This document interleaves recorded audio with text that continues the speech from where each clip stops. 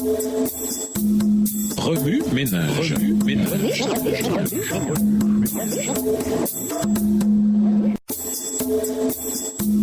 Remue ménage.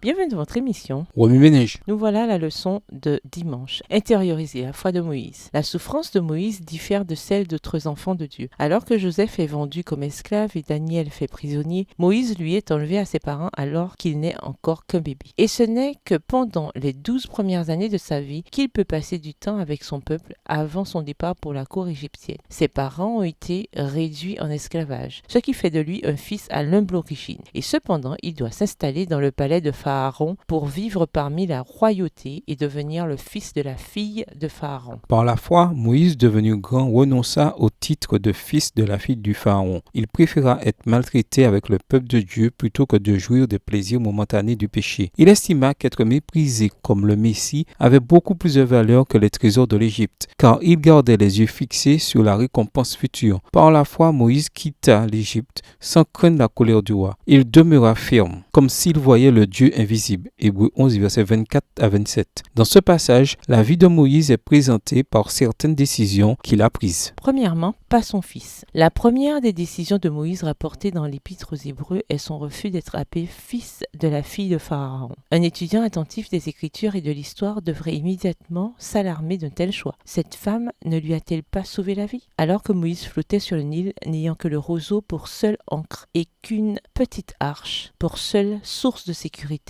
contre les éléments ou les prédateurs, la fille du Pharaon le sauva. Sachant qu'il était un garçon hébreu, elle en eut pitié. Exode 2, verset 6. À Icobed, elle dit « Emmène cet enfant et allaite-le-moi. Je te payerai pour cela. » Exode 2, verset 9. Quelle personne extraordinaire cette femme a pu être. Elle a compassion d'un esclave, lui sauve la vie, paie une esclave pour qu'elle s'occupe bien de lui, puis le prend comme son propre fils. Dans la plupart des cas, ce ne serait pas un signe d'irrespect pour Moïse d'adopter cette femme comme seconde mère. Cependant, Moïse refusa l'étroitesse de ce lien. Deuxièmement, choisir de souffrir. La deuxième décision de Moïse a été de choisir la souffrance. Normalement, on ne choisit pas la souffrance, on l'endure, point final. Personne ne se réveille le matin et choisit, si on lui en donne la possibilité, la souffrance et l'affliction. Pour une cause honorable, on peut choisir de souffrir, mais pas pour les individus à l'origine de la souffrance. Moïse, lui, est d'une autre race. Non seulement il endure l'affliction, mais encore la choisit. Troisièmement, les mathématiques de la foi. Le troisième choix que Moïse a fait est celui de la valeur. Étant donné le problème mathématique simple à résoudre, on a demandé à Moïse si les richesses du plus grand pays du monde étaient inférieures, supérieures ou égales à l'opprobre de la croix. Pour Moïse, l'opprobre du Christ surpassait les richesses les plus fabuleuses du pays, alors le plus riche du monde. Le récit indique que Moïse ne craignait pas le roi. La crainte est intelligente. Dans de nombreux cas, elle nous maintient en vie. Elle nous empêche de faire des choses qui sont déraisonnablement dangereuses. Une personne qui n'a pas peur n'est pas en sécurité. Mais Moïse, lui, n'avait pas peur du monarque le plus puissant du monde. Les actions déraisonnables de Moïse avaient une raison. Moïse était un homme de foi, non un homme dominé par la peur. Il demeura ferme comme s'il voyait le Dieu invisible. Hébreux 11, verset 27. Par la foi, il vit ce que la vue et la raison sont incapables de comprendre. Pourtant, il n'arriva pas à ce niveau de foi par lui-même. Ses parents l'avaient éduqué et instruit par l'exemple, parce qu'ils n'eurent pas peur de désobéir à l'ordre du roi. Verset 23. Moïse quitta l'Égypte sans craindre la colère du roi. Verset 27. Dans le sens le plus élevé, c'est cela la véritable éducation. Inculquer aux autres notre propre fidélité à Dieu. Remue-ménage. Revenez à votre texte écrit et étudiez le passage. Encerclez les mots ou expressions ou idées répétées. Soulignez les mots ou expressions qui sont importants et qui signifient quelque chose pour vous. Reliez par une flèche les mots, expressions ou autres mots, expressions associés au connexe. Quels éclairages particuliers vos notes semblent-elles indiquer dans l'ensemble? Mémorisez votre verset préféré tiré d'Hébreux 11 et versets 23 à 29. Écrivez-le plusieurs fois pour vous le rappeler plus facilement. Qu'est-ce qui vous inspire le plus dans l'esquisse de Moïse tiré d'Hébreux 11? Au revoir.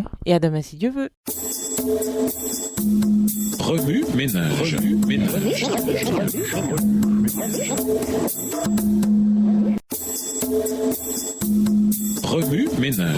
ménage.